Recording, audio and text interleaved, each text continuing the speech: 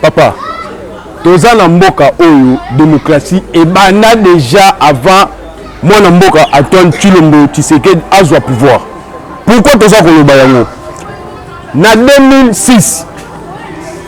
to vota par référendum constitution. Pour la première fois na mboka oyo toza na constitution oyo peuple andimi. Papa, mboka ezokende Félix azobunda ye moko contre bato nyonso.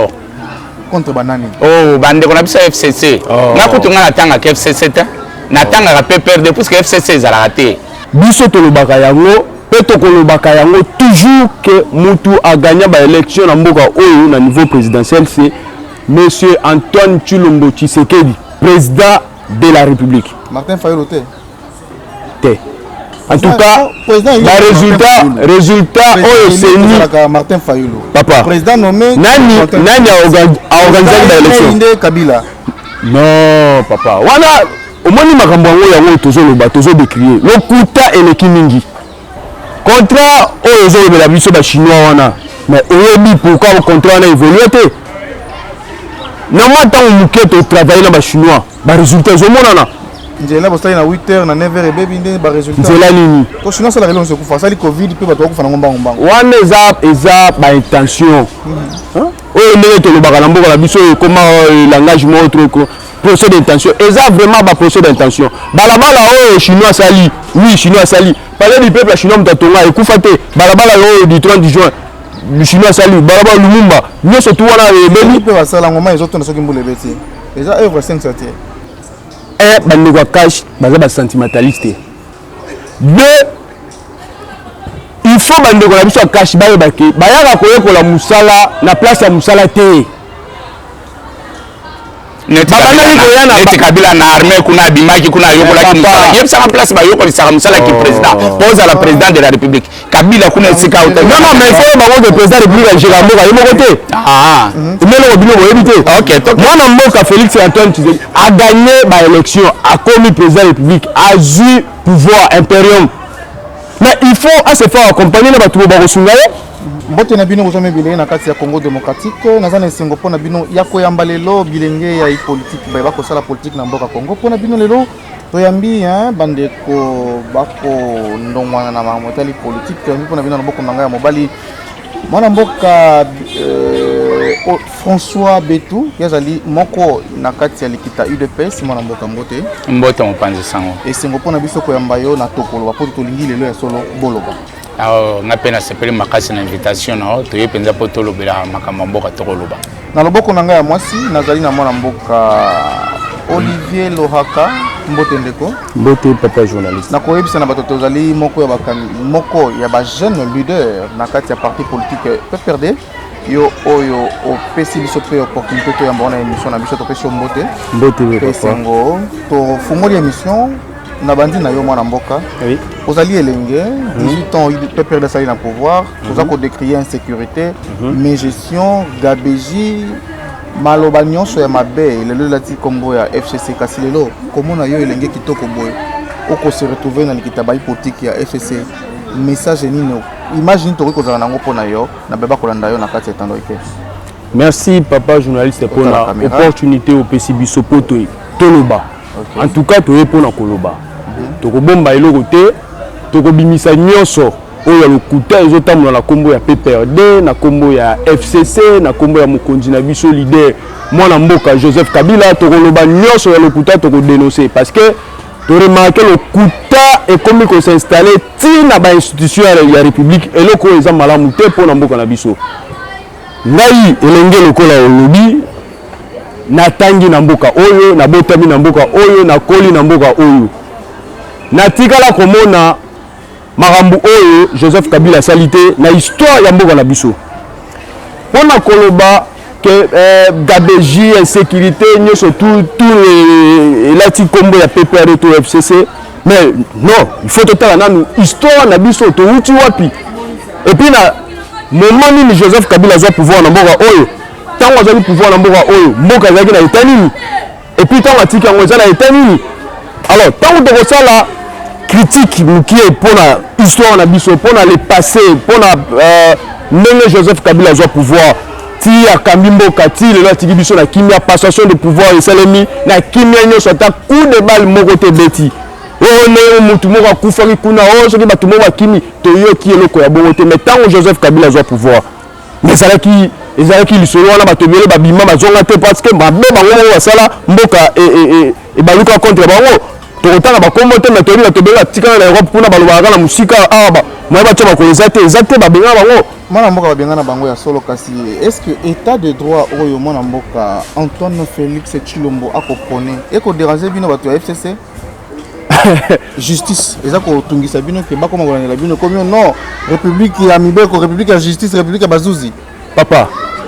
toza na mboka oyo démocratie ebanda déjà avant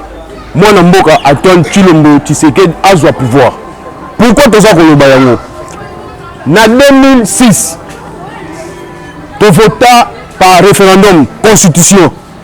pour la première fois na mboka oyo toza na constitution oyo peuple andimi eza te ke bato moko basangani quelque part bakomi baimpose biso te peuple andima constitution wana e bango bato oyo lelo bakomi koganga état de droit baboya constitution wana histoire ezorattrape bango lelo oyo ndeko Antoine Tshilombo azopone état de droit eloko malamu tobeti maboko mais il faut kotala état de droit oyo ebandi kaka na 2019 oyo te puisque bien avant cela 2006 tosalaki maponomi oyo bakambi bauta na population na 2011 maponomi esalema bakambi bauta na population donc respect ya texte soki otali constitution wana na 2006 tozalaki na combien de province lelo tokoma na combien de province applicabilité évolution mboka ezokende malembe soki otali to ya croissance ya économie ya mboka na biso na année wana na oyo ndenge ndeko Joseph Kabila tiki omona quand même qu'il y a évolution ezangaki te motu na kolakisa yo makambo wana mais oza mopanzi sango osalaka barecherche oyebi esika nini mboka ezalaki na esika nini mboka ezokende tobeti maboko mpo mwana mboka aye korenforce lisusu démocratie wana mais état de juge soki république ya juge nde bato mosusu bazoloba bango mais eloko biso tozokonstate eza ke na eloko mpona état de droit na bango c'est comme si ezokende kaka ngambu moko kaka ndenge olobi c'est comme si ezokende ngambu moko mwana mboka François Beto bozwi pouvoir hein? Oza na président de la République bokobeta tolo Fachi Beton mais tokomona eloko ya malonga te population akolela mai eza te presque na matongi lelo une année 4 ou 5 mois mai bato bakotoka mai nde na terrasse nde yango wana baaki papa Etienne Tshisekedi wa Mulumba alegaki epai ya Félix Antoine Tshilombo souffrance ya peuple et s'empirer dollar ekomata nde yango wana mpenza état de droit pe justice yango bolukelaki biso yango oyo merci mopanzi sango nayoki olobi ke inane mai ezobima na nini na matongo ete ebi nani azokamba régie des eaux régie des eaux eza na maboko ya moto ya FCC olobi inane tala régie des eaux bazokoka koyeba te ke population oyo ya kala bazalaki mike mai ebandaki kobima ndambo efe ya bato bakomi ebele il faut koyeba kobakisa bamashini mosusu nini ya kosala oyo tosalaki tosala nini mpo te population ezanga mai te papa mboka ezokende Félix azobunda ye moko contre bato nyonso contre banani oh bandeko na biso FCC nakutunga natangaka FCC te natangaka PPRD puisque FCC ezalaka te ezalaka PPRD yebisaka na soki président yani présidente ya assemblée PPRD premier ministre PPRD ok na Sénat PPRD yebisaka FCC mosusu azalaka na kati aza na place nani aza te Mwana mboka na koko koloba na komona ko kima motu na mwanga na lobi boye na bandeli yango ba aki oyo papa Etienne apesa ki bino IDPS oyo pe mwana na yele lo komi mokonzi ezala ki te kaka po bovanda kaka bokufa kaka na nzala na kati ya kotelemaka na balabala lelo boza na pouvoir mais nini ekosala te masoma kosimba te bozangi nini mpifo boyi nango imperium boza nango mais boni ekosimba te ekomi pe perde ekomi oyebi na ntango ya conférence nationale ntango papa fait Etienne Tshisekedi wa Mulumba ba voter as premier ministre abaki keza baguette magique te okoki oyo loba na ina nete na makambo esebe baki pendant 50 ans so tozu 18 tozu na 32 ya Mobutu tosangisi eza 50 Kabila bebisi mboko pendant 50 ans eza lelo na ina nete mwana mboka Félix Ndako yo komisa na place o bato bazo kende loba na libulu oyo mulai ya 18 mètres yo zo bango na mabele ya 1 mètre ekende ozipa 18 te topesa ngongo ngeza nano tozo kende ngongeza nano non que zo balikambo état de droit bi yango ya yeli yango kaka pona maye katani omboka ezo kende bien tete mboka ezo tozo kende malembe to kende ça les années baguette magique te za bouton te to finalité ascenseur automatique te za escalier to kende na puisque mboko ba memaki yango musika do Félix azo kende na ko zwa malembe akokoma pe na isika ya ko sukisela atiki wana oyo pe akoyaka simana ako continuer elingi ko bateke yenda ko yoko sisa manso lelo te mwana mboka Olivier to koba oui to koba to sangisa makanisi toza bilenge émission pezali to loba surtout koloba nini ko simba te na likita na bino peur de cash epto FCC cash mabe ezali wapi nini ko simba te botiki pouvoir bopesi yango na UDPS bobe kopesa na lamuka bopesi na UDPS po bino boza ba faiseur de roi ndenge to koyoka pa yeme mais bozu bopesi yango na UDPS mais to pesa makanisi bopesi mutu kiti bozu olongoli babuki evandeli nango akofana na lolenge kani pourquoi boko luka ba problème pourquoi boza ko respecter Tshilombo te président de la République pourquoi bino na pe perdre boza ko luka ko bimisele lokola ko sala le côté pourtant inde mokonzi maloba na mboka yo papa journaliste ovandi ça qui a gagné qui l'élection Félix Tshilombo oui biso tolobaka yango pe tokolobaka yango toujours que mutu a gagné ba élection na mboka oyo na niveau présidentiel c'est monsieur Antoine Tshilombo Tshisekedi président de la République. Martin Fayulu te en tout cas le résultat oyo c'est ni Martin Fayulu papa président nommé nani a organisé l'élection Kabila non papa wana omoni makambo yango tozoloba tozo décrier lokuta eleki mingi président yemei bakoma ngwana mboka oyo tambolaka na mibeko biso totosaka mibeko ya mboka maloba mokonzi pe eza mobeko tokoyi tozoya malembe toyelelo koloba parce que tomoni kaka bango mokonzi alobi awa par rapport ya maladi eza na mboka distanciation to respecter ba mesure nyonso tout mpona maladi ezwa biso te bato alibeso kobuka mibeko nyani bango tozoya malembe tozongi na mutuna na yo avant na répondre permettre na rectifier le mot alobi awa alobi Joseph Kabila alobi mboka oyo pendant 50 ans mais non ye moko bon na lobi même 18 ans to na ye 18 na ye lobi ye 50 OK c'est bon Joseph Kabila ye na mboka oyo tango azwi pouvoir akoyi koyebisanga budget ezali ya combien akoyebisanga to ya croissance économique ezali ya combien akoyi koyebisanga nombre de kilomètres babalabala tozali na mboka oyo ezali ya combien akoyi koyebisanga état ya ville ya Kinshasa sécurité tout ça ezalaki ya modèle nini akoyi koyebisanga pays yango moko so ezalaki dirigé à 100% par mutu atikalaki Joseph Kabila pouvoir non tozala quand même honnête c'est ça ce qui manque epa bandeko na biso ya coalition toye mpona tokamba ekolo bango mais gestion na bango bref incompétence na bango balingi balatisa yango FCC jamais tokoki kondima yango te parce que biso tosali mosala oyo mokili emoni mpe bakongole baza bateme même na motema na bango bayebi ke wi mwana mobali wana Joseph Kabila aza mpena elombe asali mosala contre baimpérialiste asali mosala contre bandeko nyonso tu oyo bavoisin babande kobundisa biso ya histoire ya mboka boyebi mais atenir aorganize l'élection na mbongo na biso aboyi lisuni ya bato ya bapaya parce que bapate balisuni na bango nde baimposaka biso mpe bamakambo ebele yango ya balogique nyonso tu wana asali ke mboka oyo ezala ya bakongolais badirige yango ndenge balingi lelo mwana mboka oyo azali na opposition akomi président république biso tobeti maboko me basala mosala batika koyemba kololalela basala mosala bolela te papa beto bokolela mpo nini toyalobi bozolela nini dollar nde mati bozokoka makambo te bozolela kadiosa nde kadiosa affaire passeport ekolongwa na $100 ekokita na so na $10 bozolela soda kosimba $400 ti lelo tokoyeba te combien bokolela nini mpo bino bona imperium oyebi ke problème moko biso toolela te mais toza na souci moke ya koloba ke bandeko na biso tokotaki na bango na coalition bazotika vision ya chef de l'état esalema te mopanza sango nakoki oyebisa depuis que la présidence asignaki babanda obongisa balabala kobanda Lubumbashi tika sa eti lelo etikala kosalema te ministre infra Willy avanda ngo poste neti eloko eza te nayoki azokende kolobana na ozongela esima dollar soki dollar emati mais il faut totala bato bazoloba dollar neti ntango nani Kabila azalaki na pouvoir akutaki dollar na 16 abimi atiki yango na 16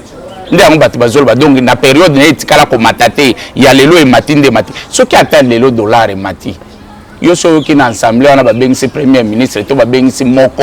nani ministre moko songola biyaka expliquer biso ke dollar ezomata mpona nini à part kokende olakisa biso lipa nani oyo babengi bainterpele na nini na assemblée wana lobino yako expliquer biso puisque oyo aza na gouvernement chef du gouvernement nani eza mwana mboka elukamba te aza ya pe économiste balobi aza économiste économie oyo azokende ozongisana na badepute olobi nyonso baza ya FCC te mais majorité eza banani majorité député moko asala mosala na ye te majorité eza papa babenga ministre ya défense basi babenga émotion kuna ti lelo FCC avandelango akenda te babengisa ye te biro ya assemblée nationale eza ya biro assemblée eza na babiloko baza na balinga biloko ya préfabriqué oyo ekoti na ntongo après 5 minutes ebimi déjà oyo ekota kala bakotisa bamotion wana mpo te ministre aya kose défendre bazokoka kosala yango te wana eza lokuta bakali wana bazotia yango bazotia bakali ebele sala boye bango babloke lelo ya koloba ke ono basali kilometre ya banini ya balabala papa Congo ezaka Kinshasa te ngala bimi intérieur ta mususu ya zolo ba Congo po amoni yango Congo ezaka Kinshasa te bima kende libanda place ya 300 km mutu kezo sala 3 mois pe koma yo kende yebisa balabala nini na mboka na province nini na Lualaba bima na dino lo koma na Kolwezi so sala poso misato te na balabala espace ya 300 km wana za mboka matombo mingi toko ko ba malembe pene pe ko sisi émission na biso nazana moto na moko boy Kabila prometa biso makambo ebele tomona 5 chantier batali tala mama na dessin ba promettre biso tokomona ba tenzo le calculer bandako na biso na ndenge pa longo to skal komona ngote ba promesse au Kabila c'est un peuple congolais parce que komona ngote et bo bandite ya solo vraiment bozali parti politique moko ya malamu pona Congo soki eza ya solo mais nini esalaki te Kabila na manso aloko kasala esimba te na mboko ndeko journaliste en tout cas otuni mutuna malamu mais il faut que total la paix situation ya mboka na biso situation ya mboka depuis Joseph Kabila azwa pouvoir na mboka oyo chantier bosali la révolution de la modernité certainement abimboka pa ba chinois bopesi bango wana eza yo mutolobi mais ngana ko prouver le contraire oyo ezolobela biso ba chinois wana mais oyebi pourquoi le contraire wana évolué te na moi tant muke to travailler na ba chinois ba résultat ezomonana nzela bosali na 8h na 9h ebebi nde ba résultat nzela nini to chinois sala relon se kufa sali covid pe bato kufa na ngomba wana eza ba intention oyo ndenge tolobaka na mboka na biso ekoma langage mo autre procès d'intention eza vraiment ba procès d'intention balabala oyo chinois sali oui chinois sali parler du peuple chinois mutatonga ekufa te balabala oyo du 30 juin le chinois sali balabala Lumumba nyonso tu wana ebeli pe basala ngoma ezotonda soki mbula ebeti eza œuvre 5 chantier certainement mais wuleyi ma ezotonda soki mbula ebeti eza balabala mabeta yo ngana yo tolekaka na wuleyi wana eza mbula soki ebeti ma emonanaka après quelques minutes esili et ça là empêcher la circulation bateau jamais ba ça là ndem musala batika distraction kozonga non Joseph Kabila ça qui beauté Joseph Kabila ça pour empêcher biso ba pour de banane tout ça wana za ba échappatoire un chef ne se plaint pas mukondi alela te mukondi a travaillaka mukondi a décidaka biso to le bible c'est une chantier za vision et mukondi mboka Joseph Kabila à l'époque ayela ki ba congolais nepe 100 jours ezali pona ba préfabriquer nzambe na ngai tout ça nepe on peut bangoza nango tika dossier wana soki bito etali sur 100 jours eza mawami donc to fongola ngo kasi OK 100 jours papa on comparer 100 jours na 5 chantier ou bien la révolution modernité mais 5 chantier va résulter ce monde là révolution modernité ba résulter ce monde là le ministre ba tonda ba lokomo la ta kazaka sika ba je travailler la condition Joseph Kabila était au pouvoir dans le ministère de la condition. Il faut tomber tout le solo, il met tout. Bazo travailler là haut. Joseph Kabila coûte là haut. Na tika on pona bato on ya simarae. On est dans le résultat 100 jours 100 jours on a papa la ngai. La maison pour faire. Ezalaki mi bakoti makala. Eloko zo la kisaki cash. Eloko zo la kisaki cash azana vision mon côté pour la mboka oyo. 100 jours. Et ça illustration mene ya manque ya vision na ngambo bandeko na biso cash. Comment bokoki ko sala bokoki ko ya bokuti projet ça est malamu bino boyo bagisi ba mota nyoso tuwana et puis na suko nango na date ba pesa biso ba tosi ya wote mota mo ba bimisa bango mo ba bagisa parce que bitaku ya le bango clairement batika ki projet ya 26 millions bango ba komisa ngo soki na combien ba komisa na mbongo wana nyoso et que la poche de bango puisque ils ont eu à gérer pendant plus de 8 mois bango gouvernement exact mais sur autant que je république la République ça OK musala bango basala neza charge à gouvernement au gouvernement za quitté gouvernement za démissionner tout ça si bala yebisa bango akomela beso na wele malamu nous surtout les acquis mabui côté manasan était pendant 37 ans il a 6 abidjala na mukolo moko non côté manasan était papa veto 100 jours. Est-ce que balanina révolution de la modernité balanina bino mo quand même bokangisi malembe bino quand même bokangisi pe caméra non pour bonne clarté siko bango basala ki révolution de la modernité misala pe mon anime bino misala ka muke incohérence ni les entre 100 jours na révolution de la modernité na sepeli pour le biki misala pe mon anime Tokyo kende na monanité monanité cinquantenaire bandai kotonga to ba réflexionner déjà l'état ou bien individu na bien voilà to lobi na bâtiment ba réflexionner mais ba okomisa en cinquantenaire surtout que il lelo to kota indien ndaza directeur kuna mais ce qui le projet ça musa le malam indien bon aza congolais so ça malam aza congolais boulevard on to de la bonga na tikela kio lobi tikela ngato so na te papa OK so lingi bitumba bozana terrain bolata ba kimonote boke obunda côté bino bunda ka biso bunda ka shadarit OK ancien judoka blanche donc alobi ke basali nini to lobana na mobutu tala pont mobutu asala ki pont maréchal stade de Martin malgré mobutu akobebisa ye to sa ndeni azokende tangela biso na 18 ans azotangela biso immeuble intelligent nde yango nazo biso ko yezo lobaka kisasa azokende la province te et puis na 18 ans que nous tanga immeuble intelligent autant na soki nini boulevard du 30 jours tout va bien comme Mickey na 18 ans mais aujourd'hui on comparer na moto ya problème ya nini ya une année nda moto kende na 100 jours sorte de mouton bien que silité to kende na pona nini silagité pour bazolo ba ke ba pesa biso date ba pesa sur les 30 ça limité non procès alaki mundele à Africa saleka ki wana lobi bo excuser nga na pesa ki ultimatum ke na aussi sango anini na main mais na moni que na ba problème ya kokangama na sengi lisusu 2 mois donc na les 30 juin ba accélérer lisusu 2 mois pour ici là asenga ki al sengi mais ton dimeli puisque problème maki bakangi biso kutu to kangi bato ba yibi yebsanga ba on bakanga nan tokei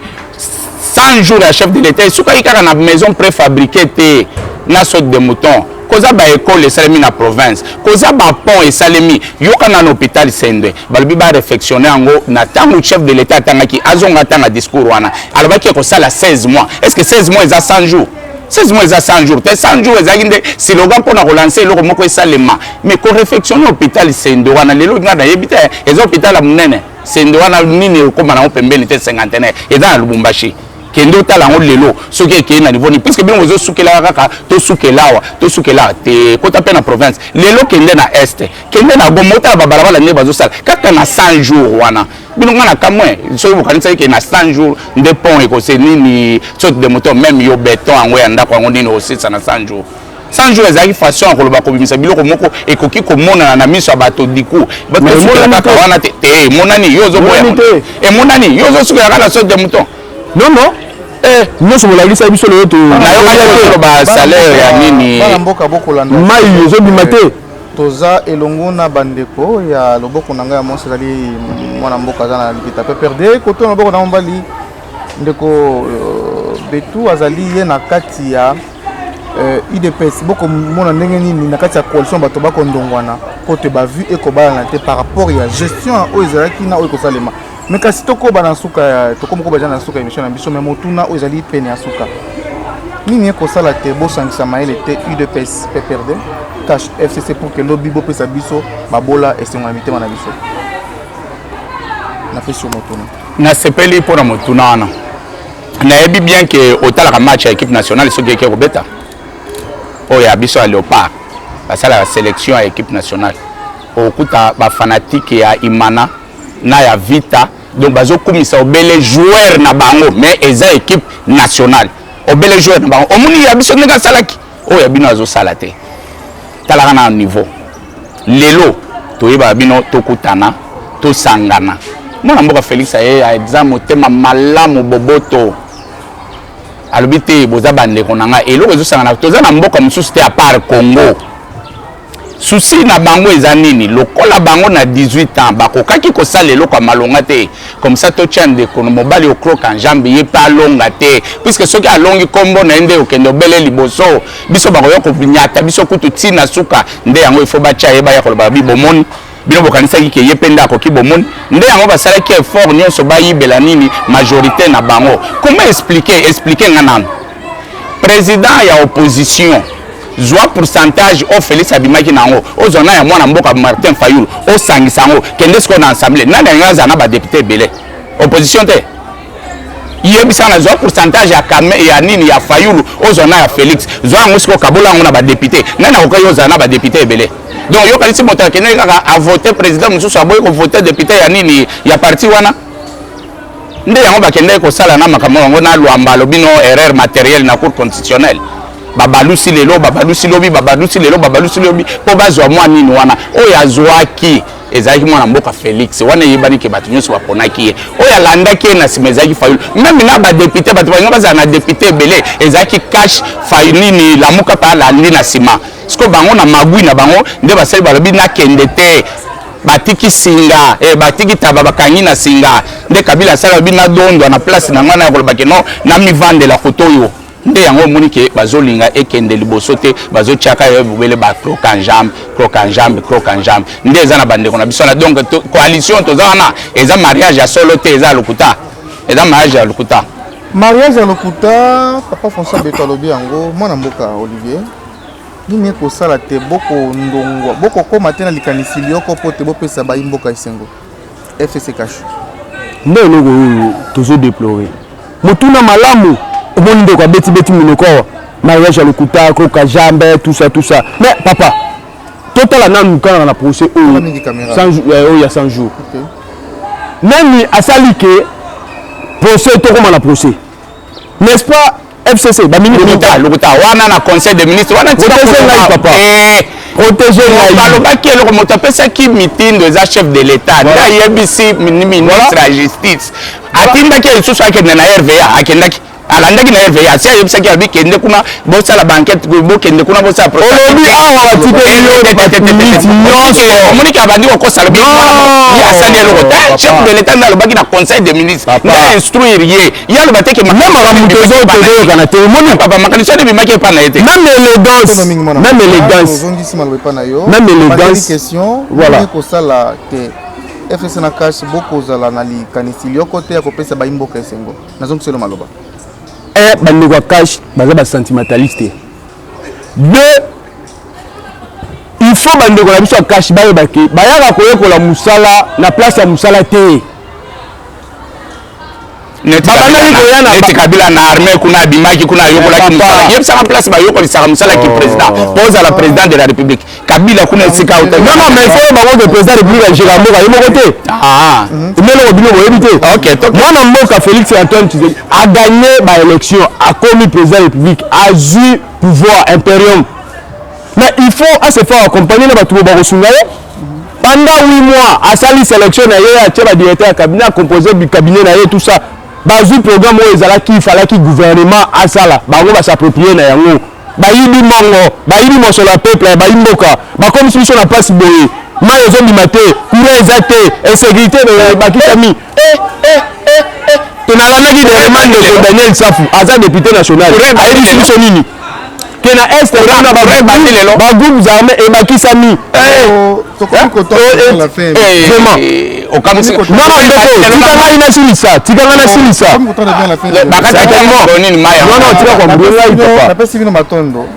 mais ya azwi minute ebele koleka ngai il faut tenir compte ya équitabilité voilà tokomi ya solo kokoma na suka émission na biso kasirikani motuni ya suka PPRD boza organiser marche le 20 comme le 23 le 23 oui bondongwani esimbi te lamuka asali marche na ye plein ya kakembongo ebimi te idps pasali marche na ye abimisi batumbi mpe babuki basali baplein na bango heureusement opose question malamu bino sikoyo ya bino ozala ndenge nini bokosoba mbongo likolo ozala ndenge nini ndeko journaliste bato babwaka mbongo likolo nakotangela ko mutu te mais nakopesa yo adresse moko na commune ya Gombe soko kei na avenue Colonel Ebeya mama moko ya wana ya conférence abwaka mbongo likolo eloko ekamusa ngai yo ye kosolola na batu na bana mboka na bayimboka okoboka mboko likolo mpona nini na moto abwaki mbongo na moto apesi ba 5000 machete bimisama na moto apesi ba 2000 makambo lokuta wana ozokaka bafake news nde yango wana balobao ndeko mwana mboka bourgmestre marche na biso eza mpona kosoutenir ba institution ya mboka y compris la CENI oyo bango bazocréer trouble kuna pour que mikolo epusa na élection na 2023 et poser problème toyebi eza bastratégie na bango biso toza bapacifiste bakongole nyonso bayebi yango toza badémocrate toza barépublicain tokosala marche na biso na kimia nyonso kolandisama na respect ya maloba nyonso tu bakonzi ya mboka bakoyebisa biso omonaki tonga to marché dernièrement gouverneur apelisaki tosali toyokaki parce que bayebisa biso to tenir compte ya bamesure nani ayebisi yo nani ayebisi yo ke biso tozala bato te non oyebisa ngo wapi oza journaliste soko olobi likambo prouve bana mboka ke ba 2000 fe bimi obema nyonso wana eza makambo bango baza kaka ndenge ozoloba mais ozo comprendre te bango bato baza na pouvoir mokonzi ya mboka alobi toza na état d'urgence ça veut dire quoi état d'urgence bon respecter ba mesures nyonso tu mpona bakongole bazala na sécurité maladi oyo ekobito te bango bakontenir koza mboka baconvoke marche contre volonté ya mokonzi ya mboka contre maloba ya gouverneur de la ville bakaka wana te basangisi bato ebele sika moko mais bacrée lisusu trouble babuki basiège na biso ya ligue de jeunes balani na bavoisin oyo aza même pas politicien bapandi biloko na ye et ça c'est la république tokomi na suka émission napesi bino matondo mingi bosi bakaboli bapolo na badrapo ekozileka tika makambo ya lokuta yo moni polo donc motako omoni yango nazoka polo soki boza organisé bometela biso maboko parce que toza parti oyo eza organisé wana émission na biso napesi grand merci bao balandi biso ba retenir nini 30 secondes pour un message et puis peut-être tobandi non tobandi na papa François voilà 30 secondes un mot de la fin papa na lobi na balandi nyonso bapesa mwana mboka Félix Antoine Tshisekedi Tshilombo béton temps batangelaka ye mikolo te bakoki ko juger na mikolo mikete ba pesa etant alobaki alobi ako déboulonner système azokende na ko déboulonner ngo malembe boulon wana ezaki na rue ya makasi il fallait ko luka ko chaba huile de frein ko luka nini clé nini ko kiko fongola nango azokende nango malembe balobaki ke o azana bic rouge te esilimai bic wana ezo sala malembe bato bazolinga nde balamuka na tongo balobi o Félix asala boete asala te azokende nde malembe bako découvrir ye ba pesa etant malembe omoni balobaki na Bible abi nini obozo mona ba égyptien obozo mona botikala ko mona bango te bande ko bozo mona oyo baza net impère lobi tozala bino kwa kawa impère ko yoko na te bozo tuka perdre des athées. Merci mon amboka maloba na pour te comme déjà na suka. Oui papa journaliste na lobi boye. OK na repesa numéro bande ko bakozo numéro mais biso to lobi boye. Tozo encourager Mukonza Mboka à continuer na revendisa état de droit. Mais Batikane Lokuta, bande la biso ya cash. Le président de la République est là pour tous les Congolais. Biso PPRD, biso FCC, tozawana simanaye pour que a reçu mandat na yé. Tokoki jamais qu'empêcher à ça la musala na yé. Jamais, puisque ceux qui sont engagés pour aider la République à avancer sont là, ils font leur travail. Biso pe bayi politique. Na ba directeur politique na biso toza ko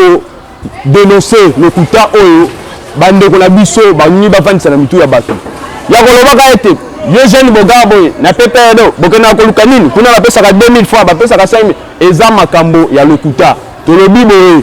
ba jeune bandeko ba mama boya to tambula to soutenir ba institution ya mboka to soutenir CENI to soutenir gouvernement to soutenir président de la République pour que mboka na biso kende liboso boya na ba distraction na te makelele ya pambala wana eza ke batu soko yebi ko sa musala te bacho na bande touche okomi biloba loba boya na batu wana te boya na place musala ezo sala maboya to tamusa mboka na biso ndenge sengeli matondo na bino bozalaki ebele ya konda biso na kati ya pesa masolo télévision oyo ezali chaîne na biso pe bolandi émission tokoloba ya solo ba invité na biso balobi balobi ekotala be bango moko pote babimisi ba vérité okati ya mitema ya bango na oyo etali coalition FCC na kasi bomesa na bango pote désormais partenariat oyo ekomi ekozala après 248 heures bokomona bango tokoma bango pote bayeba kolakisa biso toyeba nini makoleka na kati ya coalition FCC na cash. Na pesi matono mingi na papa François Abetou na temps disponibilisé na sepeli makasi pour invitation matono mingi na ndeko lingeza na mbala suka te to kutana lisusu poto ya kolobela makambo eza ebele Kongo nde kolonga na kambo nyonso